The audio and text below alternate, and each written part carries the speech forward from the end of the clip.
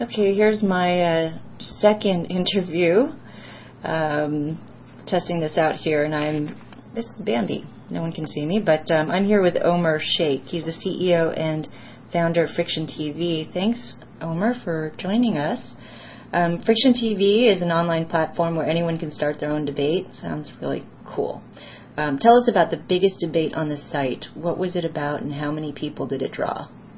The biggest debate right now on the site is about the smoking ban. I know you guys had it here a while ago, but in London on July this year, the smoking ban came into effect, but basically you can't smoke in any public places, be they offices or bars, etc. So that fired up, as you can imagine, a lot of fury for all the smokers out there, but equally a lot of people were happy about it as well. That's been on there probably the last 2.5 months. We've had several thousand responses on that already, quite a few videos, and it's also been used and picked up by traditional media, so that debate's been sort of pushed out to newspapers and TV as well, so that's encouraging in terms of Friction TV becoming a place for the traditional media to sort of come and find content as well. Who started that debate? Was it a trusted source, and how did you get 1,000 comments? What's the trick to getting people over there and engaging with a debate? The original people that started that debate, from memory, were actually an organisation that are pro-smoking.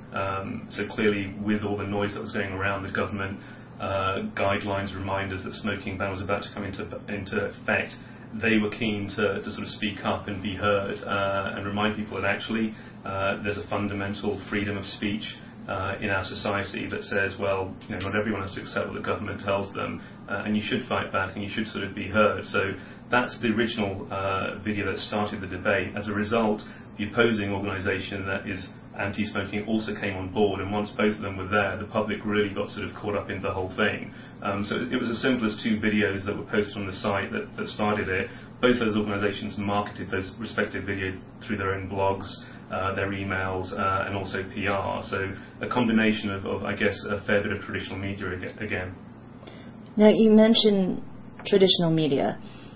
You have a couple of distribution strategies. You've got relationships or partnerships with YouTube and Facebook, but you have traditional media as well. So which one of those media, traditional media or new media, which one's driving the most traffic to your site? Which one's a better partner?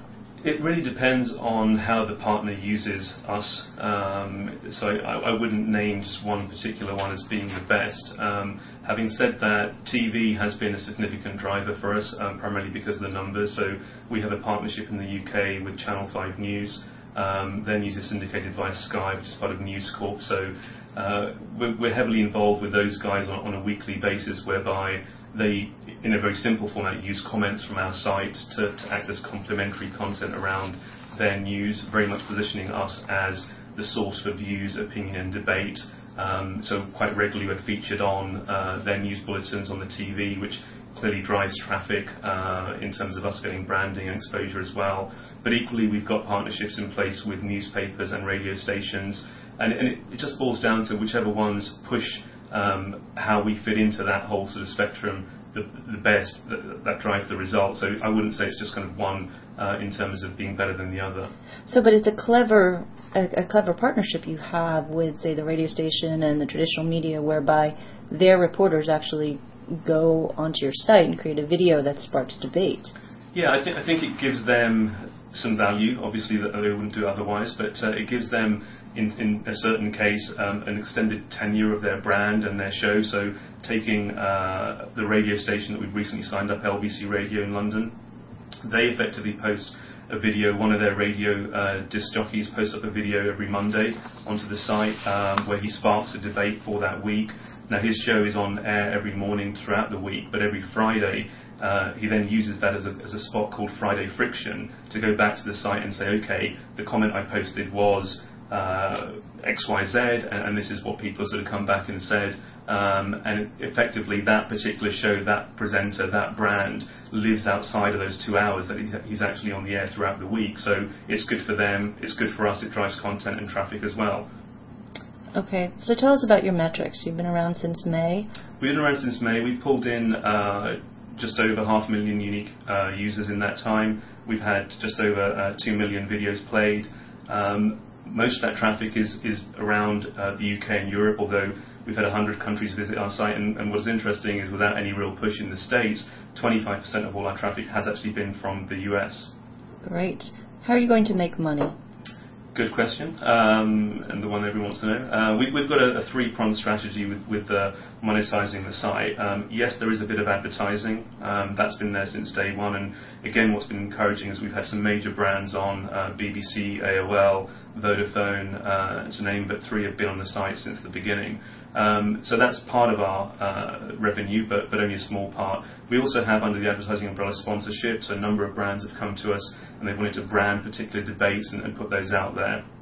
The second strand, and the far bigger one, is a business to business. So I've talked about partnerships, but in each case we look at that commercially. So it's not just about allowing old media, traditional media, rather sort of to hook up with us. It is about looking at where that benefit fits for them and how we get some benefit back in terms of commercial reality. So if we're providing content that goes on air, then clearly those guys have a model themselves that says how much airtime costs, how much they can turn that into revenue, whether it's advertising or indeed cut costs as well. So business to business is a big part of it. One piece I didn't touch on was we're also acting as an ingredient brand, a little bit like an Intel Inside, with various companies in the UK, where effectively, if they want to accelerate their own development of video on their site, we position Friction TV as a tool that plugs into their site and allows people to engage in debate without actually having to come back to Friction TV. So it's both a destination site, but also a tool and accelerator for themselves. And the final one is content syndication. We get about half a dozen calls a week from people just sort of requesting the ability to take some of our video and use it elsewhere. Now they can take it in its flash video format as an embedded player, but if they want to do more, if they want to go back to the source video, indeed the people that created it, then they have to come through us. So those are the three strands to our commercialization of the site. And funding? What's your Funding's been private so far, so it's funded by myself and two other individuals. We kicked it off. We believed in the potential for Friction TV.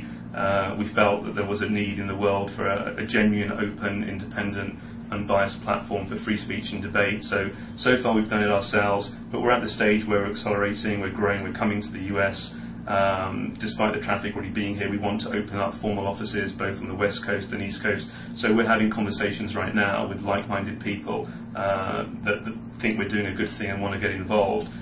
One caveat to that, though, is that we really want to involve people that have more than just money. We want to involve people that can bring other value to the table. So that might mean they already have other media assets or indeed are looking to get into media and so have a passion for this thing as we do. So one final question. Sounds like you've got a lot of people commenting on these debates. How do you get quality comments to bubble up to the top, or how do you get through the noise? Quality is down to the viewers. We don't interfere with anything that goes on the site ourselves unless our viewers tell us there's something wrong with it, and by something wrong, the only thing that we consider that shouldn't be on there is effectively content that's outside of the laws of the land. So obviously we don't condone anything that incites racism, terrorism, all the things that you'd expect. But it's the viewers that decide which content rises to the top. It's not just about videos viewed, though. A lot of other sites have a rating system or elevate whatever has the most views.